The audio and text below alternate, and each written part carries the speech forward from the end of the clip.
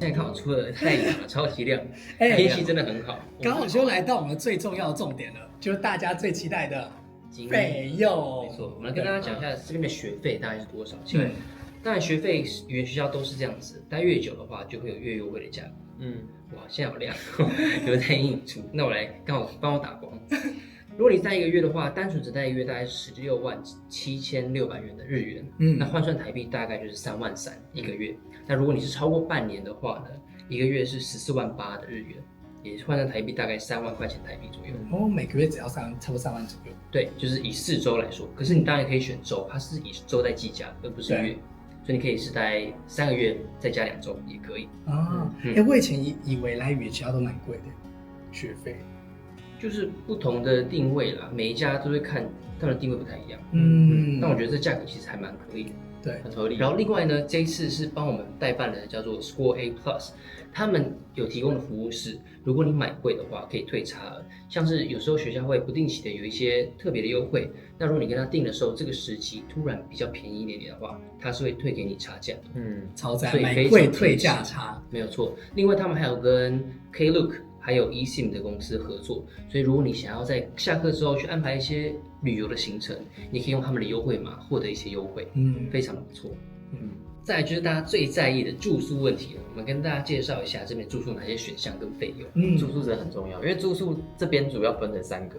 好，第一个要介绍的是国际学生宿舍。国际学生宿舍顾名思义呢，就是国际学生住在一起，所以等于说大家能认识其他外国的朋友。那这费用1个月帮大家算过，大概是2万块左右。上下。对。那第二个呢是单人公寓。那单人公寓的好处是它可以短租，然后它的隐私性很高。那帮大家算了一下，大概4万块左右1个月。那我们住的就是像这种单人公寓。对。那品质其实也很好，因为里面还有厨房，还有小房间，也不用怕太晚回家。对，就比较不会有人管你，没有门禁问题。然后第3个是学生寮。学生寮我觉得最大的好处是有宿舍妈妈在管，有舍监。然后还有另外一个好处，它提供公餐。所以等于说你担心饮食问题的话，那它就很适合你。那这个价格呢，大概1个月大概3万块左右。所以当然这些价格都是会随着你住的时间越长就会越便宜。对，所以你可以依照你自己的需求去选择你自己想要的住宿。对，就跟那个课程一样，大家可以去搭配，比如说你要这个东西搭配这个东西，A 加 B 自己去搭。对，那如果有更多想要了解的话，都欢迎去问我们的代办，叫做 Score A Plus， 它有更多详细资讯。因为毕竟有些这个费用会跟着季节或是淡旺季有一些浮动，对，所以最主要还是要跟他们咨询看看。没错。好，今天就分享到这里喽。耶！这一集呢，我们要来带大家看看学校周边有什么特别的景点可以去玩。因为我们住在这边真的是太市区太方便了，然后附近又看到很多不错的景点，所以今天我们要去一个地方叫做香草园。那边有什么东西？有香草，好像就是很多花花草草的地方。应该说神户呢，经过我的研究啊，神户其实有2大特色，一个呢是神户牛，对，一个神户牛嘛，大家最知名就是神户牛，3大和牛之一。然后另外一个呢是他说他们的密度，那个甜点店的密度是全日本冠军。因为很多西点，路上有很多甜点。对，然后他说神户人很喜欢吃甜点或下午茶所以我觉得我们也可以找一个时间点，然后去吃个下午茶来体验看这样的生活。被我鞋带掉了，你要帮我绑吗？我要一走开，这不能放啊！你帮我绑。手好冰哦。很漂亮我觉得这边景色超漂亮的。我觉得在日本真的很舒服，就是你下课之后，你就可以这样随处去晃晃。其实我觉得上日本的这个课程有个很大好处，就是下午你有一些充裕的时间去这个城市探险一下，这个我觉得是很重要。大家看到后面就是神户港，很远的地方是一片海，然后神户就是坐落在港边。应该是高楼。你们觉得这边风景很漂亮吗？这边？而且天气也很好。好特别的景象哇！这边看下去，神户市尽收眼底，你可以看到很多人，再加上一个港口的感觉，又有海跟整个城市，对啊，好神奇的画面。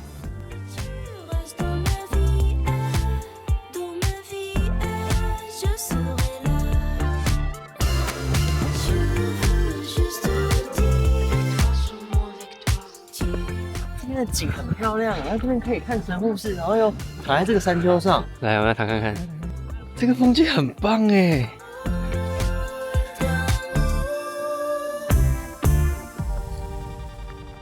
来跟大家讲一下我们学校多精华。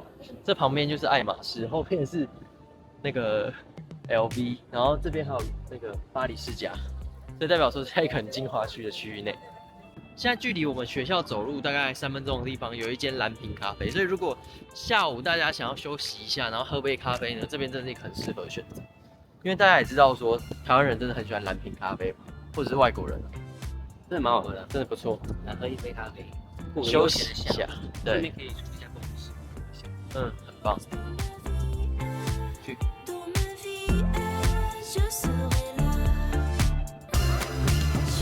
喝咖啡喽。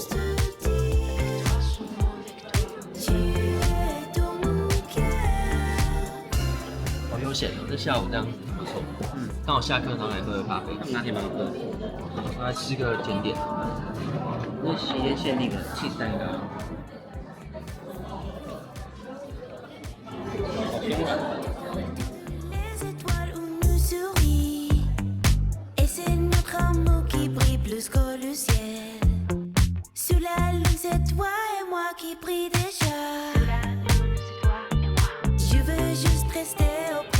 现在来到神户最大的神社生田神社，关闭中社生田神社。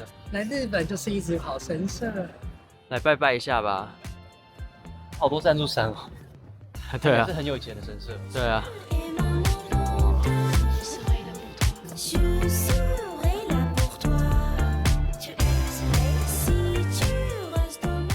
好漂亮哦，都红色的。这个神社历史超级悠久，我要看它有1800年的历史，它是大概西元200年的时候建成的。它毁掉过，应该是有毁掉过，可是它意思是说它最早的缘起是那时候。哦，有可能是里面供奉的神吧。然后它里面它是讲说以前的这个社名字跟现在的神户念得很像，所以神户地区就是由这个神社开始有这个名字。口碑神户的初始点。对，有点类似初始点啊，很酷。这个景点其实离我们学校也超近，我走路差不多10分钟到。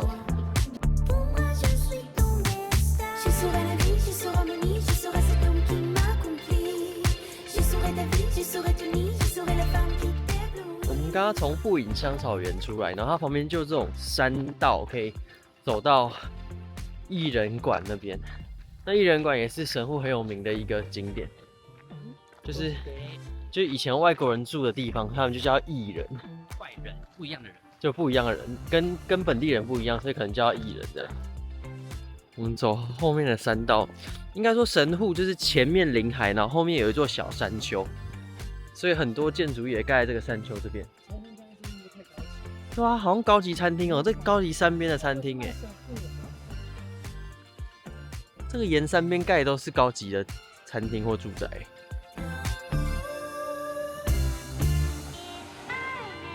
他这边又介绍一些就是很像北欧或者是欧洲某些地方的建筑。我们第一个来看的是鱼鳞之家，它长这样。哇，上面那只马长太白痴了。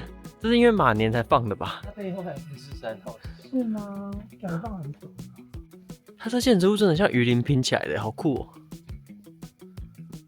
大家看它外观。漂亮，这里有一条龙，然后上面是鱼鳞。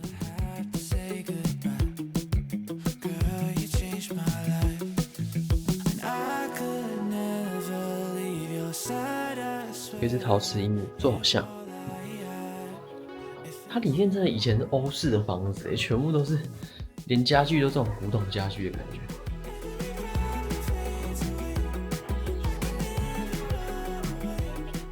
然后餐盘啊，一些收集的东西，还有花窗哎。里面最冲击的是，这里有一副武士铠甲，日本武士铠甲。你看我现在老公拉的是雪橇，他这边拉的是龙橇。这为什么是这只龙？它有点像雪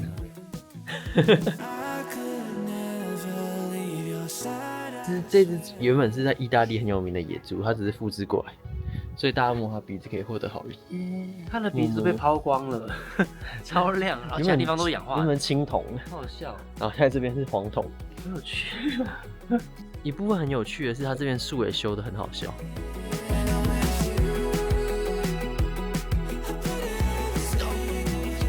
走，往下，往下。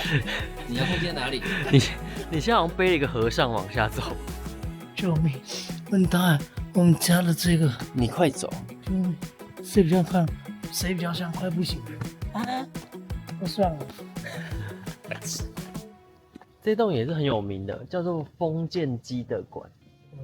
你知道什么是封建吗？就上面那只鸡吗？对，封建就是那个上面它会随着风转的那个机的东西。吹风机。好哦。这个颜色真的蛮特别的。这一间也是很有名的，这间就是在刚刚那个封建基诺馆的旁边。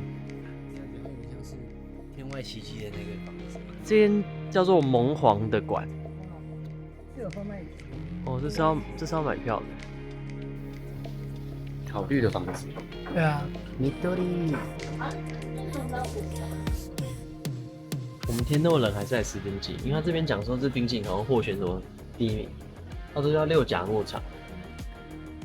拿到了，一个是开心果口味，一个是一般的牛奶口味。它也是松生的，因为它现在已经快融化了。好，那么冷还快融化哦，很浓哎。哇塞，天哪，刚才说不要吃的，幸好我买。有个人跟他讲我不要吃，你呀。慢慢散步回去市区，这边好漂亮哦，我好喜欢这里哦。这里有一种真的在异国住，然后在住在韩国高级住宅的感觉，因为韩国很多也是盖这种丘陵上面，有这种感觉。我只觉得冰淇淋很好吃。好，他们这边星巴克好可爱哦。艺人馆街的这个星巴克好可爱哦。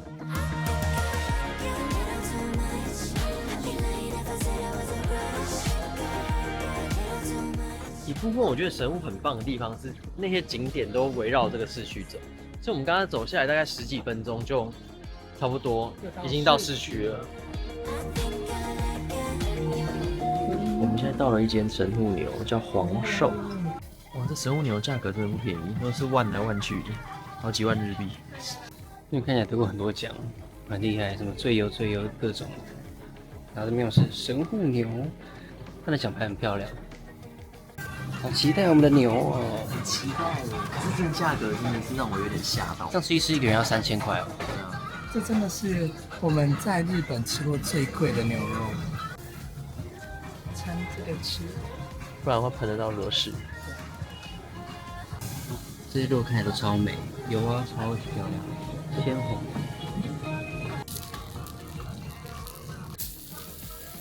现在每块肉都已经煎到有点没那反应，可能就把所有肉质裹在里面，然后它应该会慢慢一块一块少量的帮我们煎，都可以吃到最热、最嫩的肉，很香耶。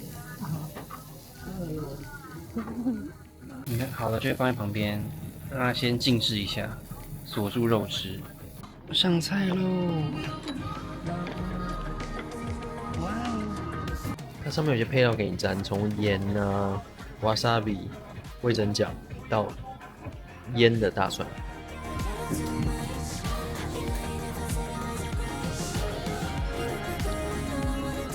这是我好冷，超级嫩，完全没有筋那种，然后一直分吃，好吃，太好吃了。剩余的最后一点牛肉要珍惜哦。这是我最后3天的神户。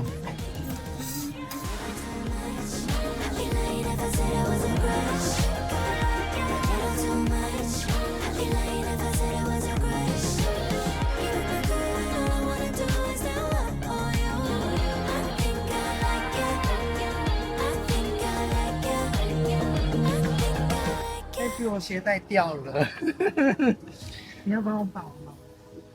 哎你看你走开，这不很棒啊！你帮我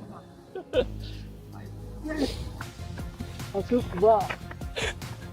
会不会掉下来？